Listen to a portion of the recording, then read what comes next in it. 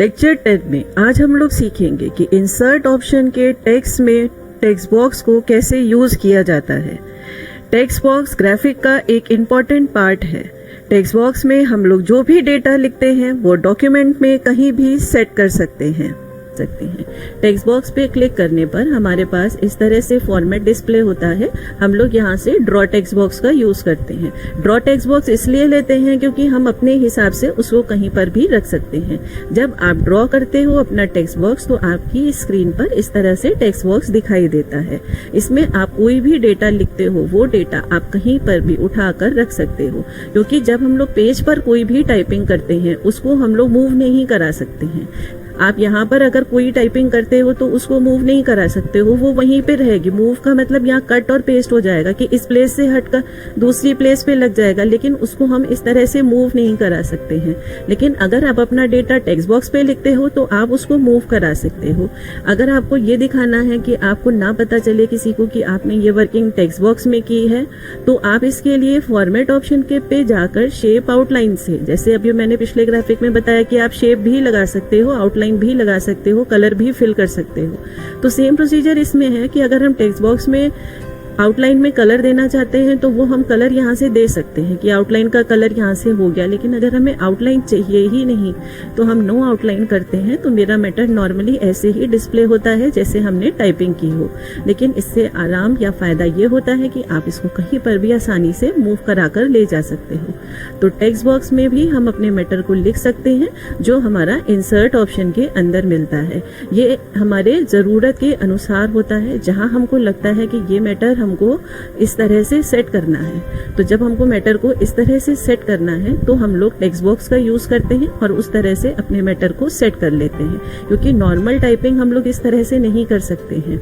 तो हमको अगर अपने मैटर को थोड़ा सा डिजाइनर लुक देना हो तो हम लोग वर्ड में टेक्स्ट बॉक्स का यूज करेंगे। उसके अलावा अभी जैसे हम लोग नॉर्मल टाइपिंग करते हैं, नॉर्मल टाइपिंग ना करके अगर हमें डिजाइनर टाइपिंग करनी है या आर्टिस्टिक लुक देना है तो हम वर्ड आर्ट का यूज करेंगे। वर्ड आर्ट में ये सारे फॉर्मेट दिए गए हैं। आपको जो भी फॉर्मेट पसंद आए आप वो वाला फॉर्मेट पसंद कर लीजिए। यहाँ पर अपना टेक्स्ट लिखिए। टेक्स्ट लिखने के बाद आप ओके करेंगे। जैसे ही आप ओके करेंगे आप देखेंगे आपका फॉर्मेट उसी तरह से लगा है जो आपने वर्ड आर्ट में सेलेक्ट किया था।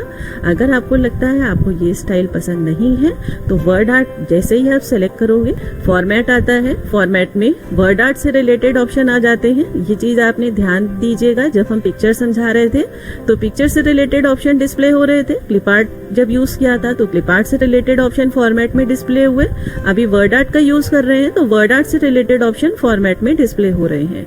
तो सबसे पहले पिक्चर के लिए भी हम लोग ने टेक्स्ट रैपिंग का ही यूज किया था, क्लिप आर्ट के लिए भी टेक्स्ट रैपिंग का ही यूज किया था। उसी तरह से वर्ड आर्ट के लिए भी टेक्स्ट रैपिंग का यूज करके इन फ्रंट करेंगे तो जो मेरा टेक्स्ट है उसको हम इजिली मूव करा सकते हैं, रिसाइज कर सकते हैं और जिस तरह से हमारा मैटर हमें सेट करना है उस तरह से हम अपना मैटर सेट कर सकते हैं। अगर हमको ये शेप पसंद नहीं आ रहा है तो यहाँ से हम शेप्स को चेंज भी कर सकते हैं। तो यहाँ पर आप देखेंगे कि आपके वर्ड आर्ट का शेप चेंज हो रहा है। इसके अलावा आपको अगर वर्टिकल पोजीशन पे लिखना हो तो वो भी सेटिंग वर्ड आर्ट में दी गई है। एरो पे जब आप क्लिक करोगे तो यहाँ पे मोर ऑप्शन आएगा। आप यहाँ से और भी स्टाइल्स जो दी गई हैं आप सीधे वो स्टाइल यहाँ से भी चेंज कर सकते हो। तो यहाँ पर हमने देखा कि लगाई हुई वर्ड आर्ट पे हम लोग किस तरह से चेंजेस कर सकते हैं।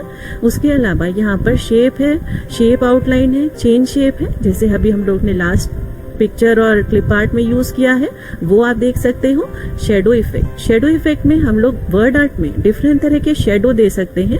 जैसे आप देख रहे हैं कि अगर जो शेडो हमने डाली है वो ये दिखाई दे रही है, लेकिन शेडो की सेटिंग हमको अलग अलग तरह से करनी है तो वो हम शेडो सेटिंग भी कर सकते हैं। शेडो में अगर कोई कलर इफेक्ट देना है तो ये आपका शेडो कलर आ रहा है, यहाँ से आप शेडो कलर भी सेट कर सकते हैं। अगर शेडो को left right top bottom set करना है तो आपको ऑप्शन दिए गए हैं। अगर आप थोड़ा सा लेफ्ट करते हो तो आप देखना ये शेडो है आपकी और यहाँ से हम इसको राइट पोजीशन पे कर रहे हैं तो देखिए ये राइट पोजीशन पे शिफ्ट हो रहा है, लेफ्ट पोजीशन पे करते हैं तो लेफ्ट पोजीशन पे शिफ्ट हो रहा है। तो इस तरह से हम शेडो के इफेक्ट्स भी चेंज कर सकते हैं, अलाइनमेंट भी चेंज कर सकते हैं और कलर भी चेंज कर सकते हैं। 3D इफेक्ट, 3D इफेक्ट में जो हमने शेप लगाया है या शेड वर्ड आर्ट पे ही यूज करते हैं, तो हम इस तरह के 3D इफेक्ट दे सकते हैं। तो हमको लगता है कि अपने ग्राफिक पे थोड़ा सा हमें अलग सा लुक देना है, तो आप कोशिश करिए, आप 3D इफेक्ट जैसे ऑप्शन यूज करिए तो इफेक्ट अलग दिखाई देता है। 3D इफेक्ट में भी हमारे पास 3D कलर ऑप्शन होते हैं, आप 3D का कलर भी चेंज कर सकते हैं जैसी आपको जरूरत हो।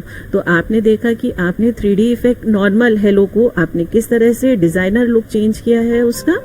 3D में भी हमारे पास अलग अलग तरह के ऑप्शन होते हैं, अगर आप चाहो तो उनको भी अप्लाई कर सकते हो। तो यहाँ पर हमने देखा कि 3D का यूज करके या शेडो का यूज करके नॉर्मल वर्ड आर्ट पर एक स्पेशल इफेक्ट दिया है। डॉक्यूमेंट को खूबसूरत बनाने के लिए हम लोग वर्ड आर्ट का यूज भी अपने डॉक्यूमेंट में कर सकते हैं। नेक्स्ट ऑप्शन आपका पोजीशन आता है। पोजीशन में जो भी आपका ऑब्जेक्ट है, आपको किस पोजीशन पे अपने पेज में रखना है उसकी सेटिंग आप कर सकते हो। तरीका वो भी है कि आप माउस से दबाकर उसको शिफ्ट कर सकते हो, आपको यहाँ रखना है, आपको यहाँ रखना है, वो अकॉर्डिंग टू नीड है कि किधर आपको जरूरत है। लेकिन अगर आप पोजीशन ऑप्शन पे जाते हो तो वो खुद से अलाइन करता है कि इधर सेट करना है कि इधर सेट करना है। जहां भी सेट करना है आप वहां पर उस चीज को सेट करके अलाइन कर सकते हो। तो यहाँ पर हमारे पास पोजीशन ऑप्शन आता है। शेप हो, चाहे वर्ड आर्ट हो, चाहे क्लिप आर्ट हो, अगर आपको उसकी पोजीशन सेट करनी है तो आप पोजीशन ऑप्शन का यूज करके उसको सेट कर सकते हैं। ब्रिंग फ्रंट और send to back. Bring front और सेंड टू बैक का मतलब ये होता है कि अगर कोई भी हमने शेप बनाया हुआ है और उस शेप को हमें, जैसे ये शेप हमने बनाई हुई है और एक हमने दूसरी शेप बनाई हुई है, लेकिन ये वाली शेप रेक्टेंगल के पीछे जानी है लेकिन ये इसके आगे आ रही है। तो हम लोगों को अगर नहीं पता है तो हम रेक्टेंगल की शेप डिलीट करेंगे, फिर सर्किल बनाएंगे। तो इससे सही ये रहता है कि आप उस शेप को सिलेक्ट करो जो आपको पीछे ले जानी है या आगे लेके आनी है। तो जैसे सर्किल की शेप हमें पीछे लेके जानी है, तो आप सर्किल को सिलेक्ट करिए और उसमें ऑर्डर दीजिए सेंड टू बैक। जैसे ही आप सेंड टू बैक करेंगे आप देखेंगे कि आपका सर्किल पीछे की तरफ चला गया है। लेकिन अगर आपको सर्किल को फ्रंट में लाना है तो आप ऑर्डर दीजिए ब्रिंग टू फ्रंट। तो इस तरह से आपका सर्किल फ्रंट में आ जाएगा। अगर आप नहीं चाह रहे हो कि आप सर्किल को बैक और फ्रंट करो, आपको लगता है आप रेक्टेंगल को डायरेक्ट फ्रंट करो, तो आप रेक्टेंगल सेलेक्ट करो, उसको कमांड दो ब्रिंग टू फ्रंट, तो रेक्टेंगल आपका फ्रंट में डिस्प्ले हो जाएगा।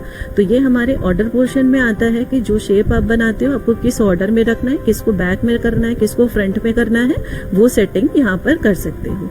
जैसा अभी हम लोग कोई भी ग्राफिक बनाते हैं, अभी लास्ट हमने फर्स्ट आपको दिखाया था कि अलग अलग तरह के ग्राफिक्स हम लोग तैयार कर सकते हैं। तो अलग अलग तरह के जब हम ग्राफिक्स तैयार करते हैं तो यहाँ पर हमारे पास क्या होता है, जैसे ये शेप हमने बनाई है, अब ये शेप के साथ हमने ये सारे रेक्टेंगल भी लगाए हैं, या ये क्लाउड बनाया है, इसके साथ ये ड्रॉप्स भी बनाई हैं।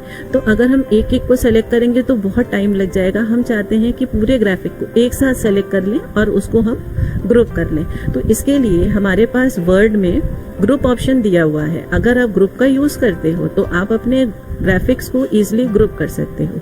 तो जो भी शेप आपने बनाई है, जैसे आपने यहाँ पे शेप बनाई, शेप बनाने के बाद उसमें कलर दिया, कलर बनाने के बाद आपने दूसरी शेप लगाई, दूसरी शेप लगाने के बाद आपने कलर दिया। अब आपको ये दोनों सेलेक्ट करने हैं। तो प्रीवियस वीडियो में जब हमने होम ऑप्शन से आपको स्टाइल के बारे में बताया था, तो यहाँ पर हमारे पास सेलेक्ट आ रहा है। सेलेक्ट में सेलेक्ट ऑब्जेक्ट आता है। सेलेक्ट ऑब्जेक्ट से आप दोनों ऑब्जेक्ट को सेलेक्ट कर सकते हो। ऑप्शन जब सेलेक्ट हो जाते हैं तो आप देखेंगे कि इसमें भी एक ग्रीन नोट दिखाई दे रहा है, इसमें भी एक ग्रीन नोट दिखाई दे रहा है, मतलब दोनों ऑब्जेक्ट आपके सेलेक्ट हैं। इसके बाद जब आपको इनको ग्रुप करना होगा तो आप फॉर्मेट ऑप्शन पे जाओगे, फॉर्मेट ऑप्शन से ग्रुप पे जाओगे और उसको आप ग्रुप कर लोगे। तो जब आप उसको ग्रुप कर लोगे तो देखो आप एक साथ उसको छोटा बड़ा कर सकते हैं और एक साथ उसको मूव करा सकते हैं। अगर हम उसमें ग्रुपिंग नहीं करते हैं, दोनों ऑब्जेक्ट हमारे अलग अलग हैं कि हमारा ये ऑब्जेक्ट अलग है और ये ऑब्जेक्ट अलग है, तो जब हम छोटा करेंगे तो पहले हम इसको छोटा करेंगे, फिर इसको सेलेक्ट करेंगे, फिर इसको छोटा करेंगे और फिर दोनों को सेलेक्ट करके सेट करेंगे। तो इससे इजी तरीका यही होता है कि आप दोनों ऑब्जेक्ट को जैसा भी आपको रखना पहले आप वैसे रख लो, फिर दोनों ऑब्जेक्ट को आप सेलेक्ट कर लो और सेलेक्ट करने के बाद उसको ग्रुप कर लो। तो एक तरीका तो ग्रुप का मैंने फॉर्मेट के अंदर से बताया। अगर आप पेज लेआउट पे जाते हो, पेज लेआउट पे भी ग्रुप ऑप्शन मिलता है, यहाँ से भी आप ग्रुप कर सकते हो। तो ये आपकी ग्रुपिंग हो जाती है। लेकिन अगर आपको लगता है आपका ग्रुप गलत हो गया है, सेटिंग प्रॉपर नहीं आई है, कुछ शिफ्ट करना है या कुछ इधर से उठाकर दूसरी जगह पे रखना है या कुछ नया लगाना है, तो ग्रुप को हम लोग अनग्रुप भी कर सकते हैं। तो पेज लेआउट के ग्रुप में भी अनग्रुप ऑप्शन आता है, और अगर आप फॉर्मेट का यूज करते हो उसके भी ग्रुप में अनग्रुप ऑप्शन आता है। अनग्रुप जैसे ही आप करोगे आपके दोनों ऑब्जेक्ट अलग हो जाएंगे, फिर आप अपनी वर्किंग प्रॉपर करके फिर दोनों को सिलेक्ट करके और फिर आप उसको ग्रुप कर सकते हो। तो ये आपने ग्रुप के बारे में जाना कि किस तरह से ग्रुप करते हैं, किस तरह से किसी ऑब्जेक्ट को आगे पीछे करते हैं। और किसी भी वर्ड आर्ट, शेप, पिक्चर को अगर हमें मूव कराना हो तो इन फ्रंट लगाए बिना आप उसको मूव नहीं कराइएगा, नहीं तो आपको मूव कराने में दिक्कत आएगी।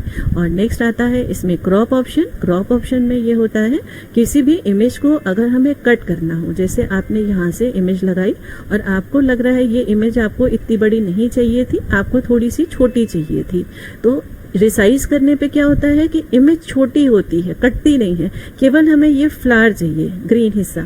तो हमने यहाँ पे क्रॉप ले लिया, क्रॉप लेने के बाद माउस बटन प्रेस करते हुए उस एरिया को कट किया जितना एरिया हमें नहीं चाहिए। तो एरिया को कट करने के बाद हम देखेंगे कि हमारा ग्रीन पोर्शन रह जाता है, बाकी एरिया कट हो जाता है। तो यहाँ पे अगर हम रिसाइज भी करते हैं तो हमारी उतनी ही पिक्चर रिसाइज होती है जितनी हमने उसको कट की। किसी शेप में ये पिक्चर डालनी है तो वो शेप हम सेलेक्ट कर लेते हैं, और शेप सेलेक्ट करते ही हम देखेंगे कि हमारी पिक्चर उस शेप में चली गई है। तो ये आपने क्रॉप ऑप्शन सीखा। तो यहाँ पर हमने देखा कि इंसर्ट से हम लोग इलस्ट्रेशन में किस किस तरह के ग्राफिक्स लगा सकते हैं, उसके अलावा टेक्स्ट बॉक्स का क्या यूज है, वर्ड आर्ट कैसे यूज कर सकते हैं। तो यहाँ पर हम लोग अपने किसी भी प्रोजेक्ट पर अगर कुछ भी हमें डिजाइनर इफेक्ट्स देने हों तो हम लोग कैसे वर्ड आर्ट का यूज करेंगे, कैसे किसी शेप का यूज करेंगे, इस वीडियो में देखा। आप इस तरह अपने किसी भी प्रोजेक्ट को एक एडवांस लुक देने के लिए या डिजाइनर इफेक्ट देने के लिए आप वर्ड आर्ट, शेप का यूज करके, क्लिप आर्ट का यूज करके अपने इमेजेस को आर्टिस्टिक इफेक्ट दे सकते हैं। अगर आपको मेरा ये वीडियो पसंद आया हो तो उसको लाइक करिए, मेरे चैनल को सब्सक्राइब करिए, और कोई डाउट्स हो आप कमेंट बॉक्स पर लिखिए। Thank you.